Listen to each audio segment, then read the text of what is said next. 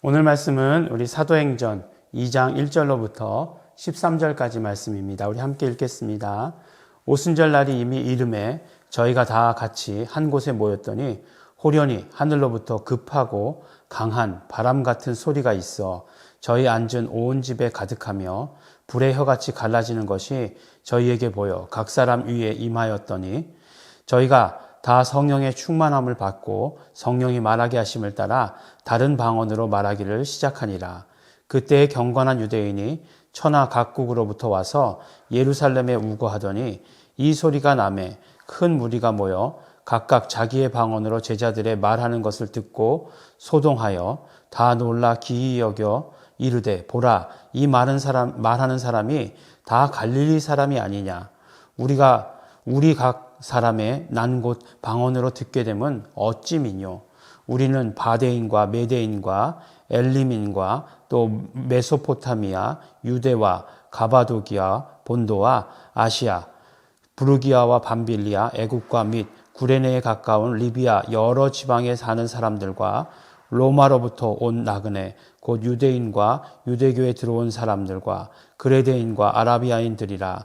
우리가 다 우리의 각 방언으로 하나님의 큰 일을 말함을 듣는도다 하고 다 놀라며 의혹하여 서로 가로되 이 어찐 일이냐 하며 또 어떤 이들은 조롱하여 가로되 저희가 새술에 취하였도다 하더라. 아멘. 오늘 말씀은 이제 오순절입니다. 우리 어떤 절기냐면 이제 오순절이에요. 예수님이 돌아가신 6월절과 그 이제 이후로 50일의 기간이 된 거죠. 50일의 기간이 되었습니다. 예수님께서 40일 동안 함께 하셨고 승천하시고 열흘 동안 모여서 열심히 기도했어요. 예수님께서 그렇게 하라고 하셨습니다. 오순절 날이 이르렀어요. 그랬더니 그곳에서 이제 성령께서 임하시는 그런 역사가 일어나는 것입니다. 근데 물론 성령께서 임하시는 역사가 다 똑같으냐 아니냐라고 이렇게 물어볼 수 있겠지만 어쨌든지 간에 이들이 경험한 것을 표현한 것이 이런 거예요. 하늘로부터 급하고 강한 바람 같은 소리가 있었다라고 이렇게 이야기를 하는 것입니다. 그리고 온 집에 가득하고 또 불의 혀같이 갈라지는 것이 저희에게 보여 각 사람에게 임했다라고 이렇게 얘기합니다. 근데 사람들은 이상하게 뭔가 이렇게 비유로 말하면 비유에 집중하는 그런 경향이 없지 않아 있어요. 예. 바람 그러면은 성령이 바람이다라고 말한다든지, 그 다음에 불의 혀같이 이렇게 얘기하니까 성령이 불이다라고 이렇게 얘기한다든지 하는 그렇게 얘기하려고 하는 그런 경향들이 있습니다. 비유잖아요. 예. 뭔가 표현할 길이 없는 거잖아요. 성령님께서 임하셨는데 우리는 성령님이 임재하셨다라고 하는 이야기를 들어보기라도 했지만 처음 경험하는 사람들은 어땠겠습니까? 매우 놀랐겠죠. 매우 놀랐을 것이에요. 그리고 매우 신기했을 것입니다. 하지만 하나님께서 하시는 일 가운데에는 어떤 두려움이라고 하는 것은 없어요. 처음 해보는 것이다 해가지고 두려움을 겪진 않습니다. 아마 굉장히 기쁨과 평안으로 충만한 그런 것들이었을 것이다 라고 이렇게 그런 놀라움, 그런 생각을 하게 됩니다. 그리고 나서 저희가 다 성령의 충만함을 받고 성령이 말하게 하심을 따라 다른 방언으로 말하기를 시작하니라 라고 이렇게 이야기하고 있습니다. 여기서 이제 방언이라고 하는 말이 나오는 거죠. 그러니까 성령님께서 임하시자 방언을 말씀하셨어요. 방언이 좋으냐 나쁘냐를 떠나서 방언이라고 하는 것은 굉장히 큰 의미를 갖는 것입니다. 성령님께서 임하시자 방언을 말하기 시작했어요. 근데 이제 우리가 이제 헷갈리기 시작하는 건 뭐냐면 6절이 보니까 이 소리가 나매 큰 무리가 모여 각각 자기의 방언으로 제자들의 말하는 것을 듣고 소동하였다라고 이렇게 이야기합니다. 그러니까 앞에 나오는 방언과 뒤에 나오는 방언이 한국말로는 같지만 헬라어로 보면 같은 단어가 아니라고 하는 거죠. 그러니까 우리가 잘 알아요. 예. 우리가 그 이야기할 때 지방어를 이야기할 때 뭐라고 얘기합니까? 방언이다라고 얘기하죠. 그러니까 그때 말하는 방언은 어떤 뜻이냐면 사투리라고 하는 뜻이 있어요. 그러니까 한국말로 하면 사투리고 한문으로 쓰면 방언이 되겠죠. 그래서 경상도 사투리라고 하는 말을 경상도 방언 이렇게 이야기합니다. 그러면 이게 방언이 이제 성령님께서 임하셨을 때 그 방언이랑 같은 거냐? 근데 너무나 감사하게도 성경은 그 두 단어를 구별해 주고 계세요. 성령님이 임하셨을 때 방언이라고 말하는 것과 사투리를 말할 때 방언이라고 하는 것을 성경에서는 구별해서 말씀해 주십니다. 그래서 글로사라고 되어 있는 것은 성령님께서 임하셨을 때 우리가 하는 방언, 그것을 말하는 것이고, 그 다음에 지방어, 사투리라고 얘기할 때는 디알렉토스라고 이렇게 얘기합니다. 디알렉토스. 아마 영어도 지금 그대로 방언이라고 얘기할 때, 사투리라고 얘기할 때 다이알렉트라고 이렇게 얘기하죠. 그런 것 같아요. 예. 그 단어 그대로 이렇게 쓰고 있는 것을 볼 수 있습니다. 그러니까 이것은 무슨 말이냐면 성령께서 임하셔서 방언을 말하게 하셨어요. 근데 방언을 말하게 하셨는데, 그러면 방언을 말하게 하시면 그 방언을 이야기하는 것을 알아듣지 못하잖아요. 예. 그런데 그 사람들이 알아들었다는 거예요. 그 무슨 말이냐? 자기 나라 말로 알아들었다는 거예요. 그러니까 명절이 되면 흩어져 있던 유대인들이 모이죠. 근데 이제 지금 우리가 이제 생각하기를 유대인들 그냥 생각하면 다 똑같이 히브리어 썼겠지 이렇게 생각할 수 있겠지만, 예, 그들도 네, 2세, 그러니까 흩어져 있던 유대인들이 이제 2세를 낳고 뭐 2세 그다음 3세죠. 예, 이렇게 된 유대인들이 있는 거예요. 근데 그 유대인들이 다 옵니다. 다 모여요.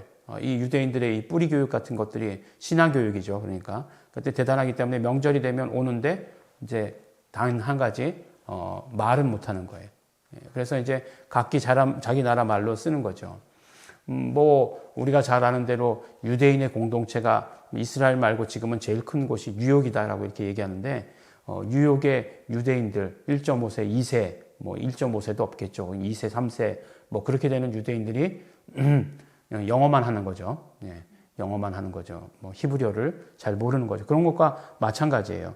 그래서 뭐 온 곳이 열 몇 군데가 되잖아요. 오늘 말씀 가운데 읽기도 어려운 곳, 예, 바데인, 메데인, 뭐 엘리민, 또 어떤 성경에 보면 엘라민 뭐 이렇게 되어 있는데, 이게 뭐 무슨 말을 쓰던 사람이냐? 뭐 이런 사람들은 페르시아 언어를 쓰는 사람들도 있고, 그 다음에 그리스 언어를 쓰는 사람들도 있고, 또 보니까 아라비아 언어를 쓴 사람도 있다는 거예요. 아라비아 언어 있잖아요. 막 이렇게 막 꼬부랑 돼가지고 저게 글씨야 그림이야 저걸 어떻게 써 뭐 이렇게 하던 그런 것들, 예, 그런 걸 쓰는 사람들도 있었다는 거예요. 뭐 이집트에서도 온 사람들이 있잖아요. 이집트에서 온 사람이 있으니까 이집트 언어 썼겠죠. 그리고 뭐 유대인들 또 아람어를 쓴 사람들도 있을 것이고, 그래서 그렇게 여러 나라 말을 사용하는 사람들이었는데 각기 다 자기 나라 말로 알아들었다는 거예요. 예. 이게 놀라운 일 아닙니까? 이 놀라운 일이죠. 얼마나 놀라웠을까요? 막 이상한 얘기를 하는데 다 이해가 돼. 그것도 우리말로 하는 것처럼 막 이해가 되는 거예요. 예.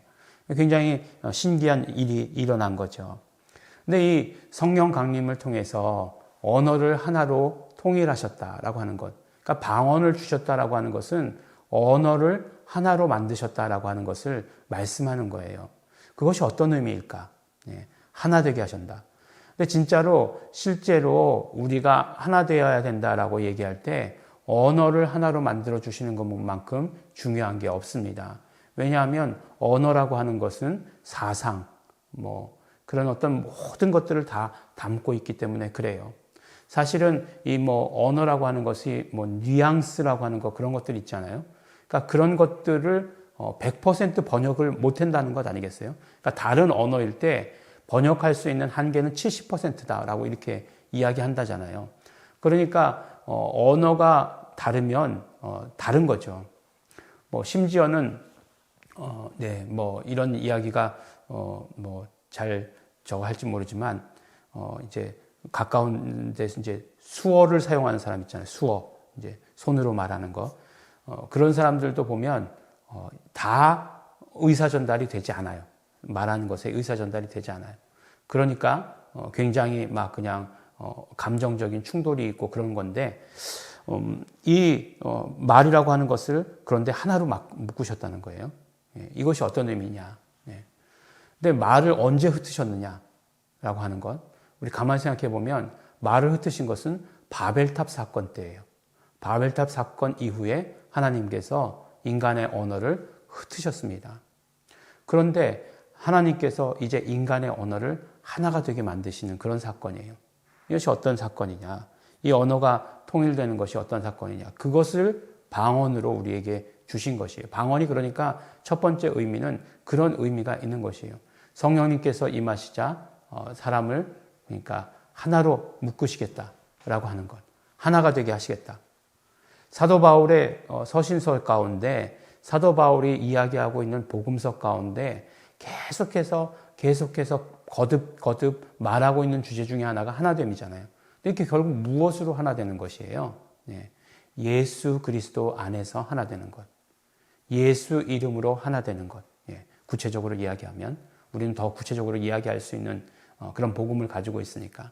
그러니까 예수 이름 안에서 하나 되는 것을 말씀하는 것이잖아요. 그것을 어떻게 하셨느냐? 언어를 통일시키심으로써 그것을 이루어 가시겠다라고 하시는 뜻을, 그 하나님의 뜻을 강력하게 드러내신 것입니다. 그렇기 때문에 오순절 성령 강림 가운데에서 언어가 하나로 통일됐다라고 하는 이 사실은 굉장히 중요한 것이에요. 방언이 성령의 은사냐, 성령 받은 증거냐, 아니냐, 이런 걸 따지기 전에 방언이라고 하는 것은 훨씬 더 큰 의미를 가지고 있는 것을 우리에게 말씀해 주시는 것입니다. 그래서 방언하면 사실은 유익이에요. 하나님께서 허락하신 그 언어들. 또 방언은 성령 받은 사람이 하잖아요. 그러니까 성령 받은 사람이 정말 그 하나님 예수 이름 가운데서 하나 된다라고 하는 이 사실은 굉장히 중요한 의미인 거죠. 그래서 우리가 방언이라고 하는 것이 좋은 것이에요. 그러니까 방언이라고 하는 것의 가장 큰 뜻을 우리가 알고, 그 순기능이 있었지만 역기능이 좀 있었죠. 공동체 내에서. 그러나 그것보다 더 중요한 그 방언을 통해서 우리의 언어를 하나로 묶으실 때에 하나님께서 원하시는 것, 하나님의 뜻, 하나님의 의도, 하나님의 사정, 이런 것들을 우리가 알아서 이제 예수 그리스도 안에서, 예수 이름 안에서 하나로 가는 것에 대해서 이제 처음 시작이니까 그것을 우리가 함께 동참하고 그것을 위해서 우리가 사는 우리 크리스찬들이 되어야 하는 것입니다. 우리 예일중앙교회 성도들은 이 말씀이 무슨 뜻인지 너무너무 잘 알죠. 그렇기 때문에 우리가 예수 이름 안에서 하나 되는 그 삶으로 사는 우리 성도 여러분들 되시기를 예수 이름으로 축원합니다. 기도하겠습니다. 하나님 아버지 감사합니다. 오늘 아버지 하나님 말씀을 통해서 성령님 강림하실 때의 그 놀라운 사건들을 보게 되었습니다. 하나님 아버지, 이제 아버지 하나님 우리의 언어를 하나로 만드신 이 사건을 우리가 보며 우리가 이제 예수의 이름 안에서 하나 되어야 한다는 것을 아버지 하나님 깨닫게 되었습니다. 하나님 아버지, 우리를 하나로 묶으셨으니, 우리의 언어를 하나로 묶으셨으니 이제 예수의 이름으로 하나 되는 그 삶을 살아가는데, 그것을 전하는데 우리 최선 다하고 노력할 수 있도록 축복하여 주시옵소서. 감사드립니다. 예수님 이름으로 기도드렸습니다. 아멘. 우리 이 시간에 기도하실 때 우리 감사하시면서 기도하시기 바랍니다. 우리 성령님 임하여 주신 것 감사하고 고맙습니다. 우리 그러나 매일매일 삶에서 성령 충만을 소원합니다. 성령님 충만히 임재하여 주시옵소서. 우리가 예수 이름 안에서 하나 되는 그것을 위해서 우리 최선 다하기를 소원합니다. 결단합니다. 우리 감사하시면서 결단하시면서 우리 통성으로 기도하시겠습니다.